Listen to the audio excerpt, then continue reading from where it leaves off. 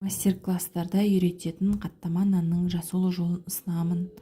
Өте керемет шығатын рецепттердің бірі, ойланбай жасап көруге кеңес беремін. Ең алдымен жып-жылы суымызды, жып-жылы сүтімізді ыдысымызға құйып, үстіне тола бір ас қасық тұзымызды салып, және 3 ас қасық сұйық майымызды қосып, барлығын біркелкі болғанша жақсылап араластырып аламыз.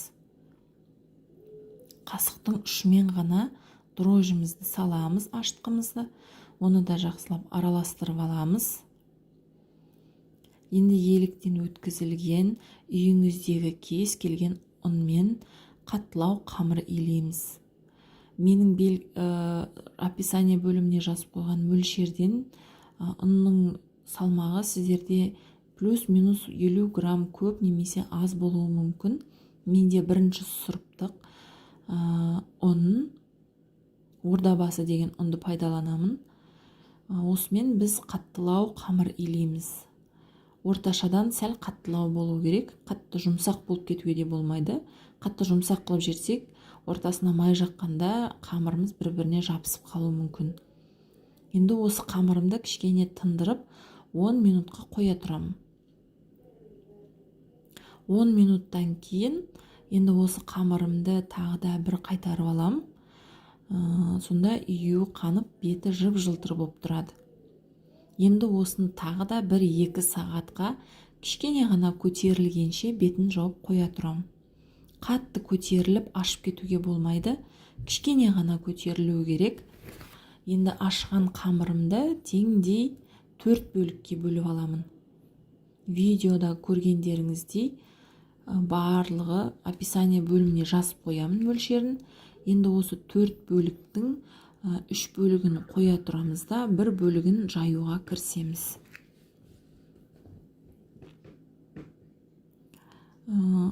Өте оңай жайылады, себебі ашыған қамыр ешқандай қиындық туғызбайды. Оқтаудың көмегімен бір тегіс болуы шарт емес. Қатты қалың емес, қатты жұқа емес, орташа қалыңдықта қамырымызды жайып аламыз. Осы жерде айта кететін жайым, ортасына майын жағатын кезде 72% маргарин пайдаланамын.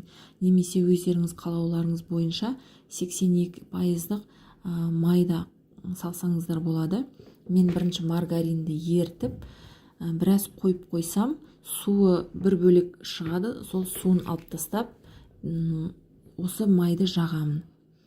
Майдың сонда процент көбейеді, тез қататын болады. Енді осы маргаринді ортасына жағып, қатқанша күте тұрамыз, кішкене 15-20 минут. Майы қатқаннан кейін бетіне кукурузный крахмал сеуіп жерем, немесе ұн сепсеңіздер де болады. Енді үстіне екінші жайылған қамырымызды бір-бірімен беттестіріп, әдемілеп орап шығамыз. Тағы да үстіне бағанағы сары майымызды салып, тағы да қатқанын күтуіміз керек кішкене. Енді осы қатқан қамырымызды тура видеодағыдай 7-5 см немесе сәл үлкендеу қылып, видеодағыдай кесіп шығасыздар. Енді қаттамаларымызды орауға кірісеміз. Тура видеодағыдай жасасаңыздар, қабат-қабат болып шығады. Мен әрқайсысын 200 граммнан бөліп алам. Осы бір зуаламнан менен 3 қаттама шығады. Міне қарасаңыздар, өте қатпарлы 3 қаттамамыз шықты. Осыны морозильникке жарты сағатқа немесе холодильникке 1 сағатқа ішіндегі маргарины қатқанша қоя тұрамыз. Енді екінші кесу тәсілін көрсетеймін.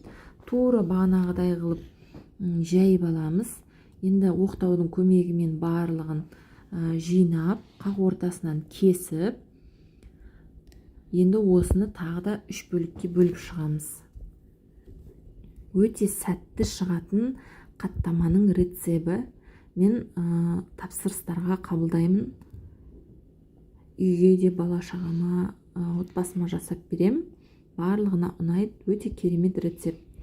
Видео ұнаса, маған лайк басып, каналыма жазылып қоюды ұмытпаңыздар. Бұдан да керемет қандай рецепттер күтсеңіздер, сол рецепттерді комментарийға жазсаңыздар, қуана түсіруге тырысамын. Енді осы қаттамамызды оқтаудың көмегімен жұп-жұқа етіп жайып аламыз.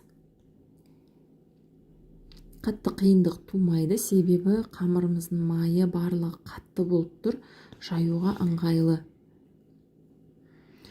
Қызған табамызға отымызды қатты қоймаймыз, орташа отта 3 ас қасық сұйық майымызды табамызға құя отыра, крышканың, сковородканың бетін жауып, қаттамамыздың екі жағын пісіріп аламыз қызарғанша.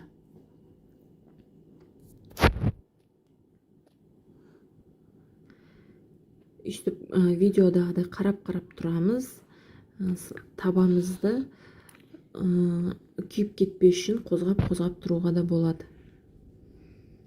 Міне көргендеріңіздей көтеріліп, аралары қатпарлары ашылып, қытырлақ болып, өте әдемі болып піседі. Көбісі осы YouTube каналдан көрген рецепттермен жасауға қорқады екен. Бұл рецепттерді мен үйде күніге жасайтын рецепттер, сондықтан қорықпай жасай берулеріңізге болады. Қараңыздар, қандай керемет болып шыққан, көтеріліп, бір шелпек құсап шыққан, бірақ қытырлақ, өте күшті болып шығады. Мен отбасыма қатты ұнайтын рецепттердің бірі. Осы рецепт бойынша менен 6, кей кезде 7 қаттама шығады. Егер кішіректеу болсын десеңіз, 7 қаттама шығаруға болады. Үлкендеу болсын десеңіз, 6 қаттама шығаруға болады.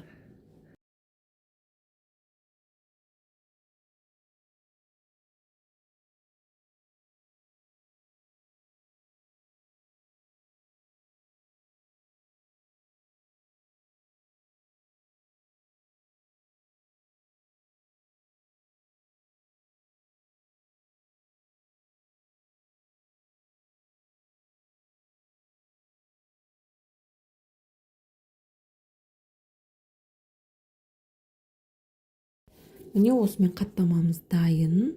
Мен қатты ыстық болғандықтан кесу, үзіп алу қиын болды. Өте дәмді болып шығады. Видео ұнаса лайк басып қойыңыздар.